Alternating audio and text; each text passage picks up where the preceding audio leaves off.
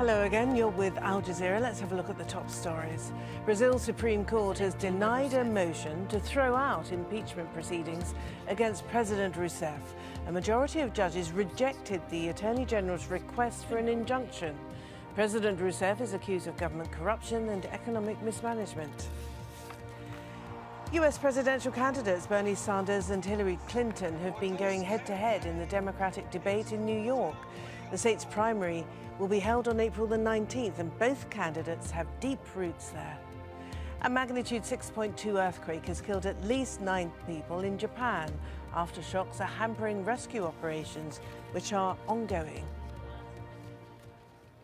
All right, let's return then to that US Democratic debate which took place in New York. Just an hour or so ago it wrapped up. We can go live to Los Angeles now, on the other side of the country, and talk to Peter Mathews, who's a political analyst and professor of political science. First of all, what did you make of this rather virulent tone that's entering into the debate between these two? It's to be expected because everything's been going up to a crescendo toward the primary in New York, which is just a few days away. And each of the sides really hit hard. And Bernie Sanders brought up the issue of money in politics, which seemed to pervade the whole debate all the way through. And Hillary was on the defensive saying, you know, I take money from Wall Street, but I'm not influenced by them. And Bernie kept hitting her about the gap between rich and poor. And Hillary came back, though, to talk about Bernie's ideas as well. And so it was a two-sided attack. And I believe that this debate will have a major impact on what happens on Tuesday. And by the way, the polls are tightening. Bernie Sanders was 70% behind Hillary a few months ago in New York. And now he came up to 20% behind. That was a few weeks ago. And today's poll, the latest one I saw, was he's 6% behind, or 6 points behind, now, 50 to 44. Okay, well, New York yields, what, 291 Democratic delegates. How important, therefore, is it That's right. to Senator Sanders and, of course, to Hillary Clinton? It's extremely important. It's the largest single set of delegates so far, and it's proportionally allocated. So whatever percent of the vote each one gets, they'll get that many percent of the delegates, approximately. So if Sanders gets 51% of the vote, Hillary gets 49, they'll probably get about the same number of delegates. If the split's larger, they'll get a little bit more for the one who got the higher percentage. So it's not a winner-take-all primary, unlike some of the other Republican primaries were.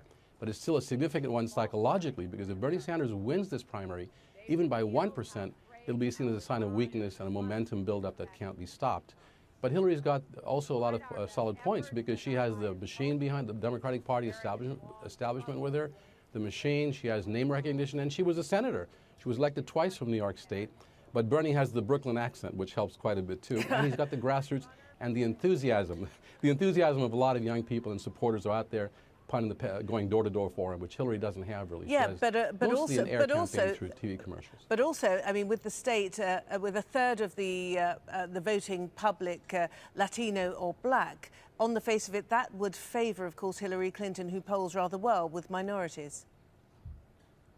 It would, normally speaking, but Hillary has made a few setbacks. Had some of those with the African American community, mainly when she, recently came up in a skit where she and the mayor mentioned the phrase CP time, meaning colored people's time, and that's a throwback to an earlier era, and it was looked on askance and very horrified, some of the audience, when they said that just a few days ago. And that kind of thing, as well as the fact that at one time she used the word super predator to describe some of the incorrigible kids who were selling crack cocaine back in the 80s, to justify her husband's crime bill. But that was very poorly taken by the African-American community, other people of conscience who say, you can't write anyone off as a super predator.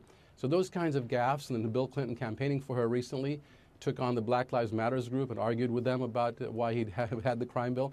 Those things are a problem, but there are far more policies that were talked about today, which I was very encouraged to see. For example, foreign policy on Israel and Palestine. It was very, very interesting, because Bernie took a very strong stand that the U.S. should have an even hand and a fair attitude toward Palestine as well as Israel, not just one-sided.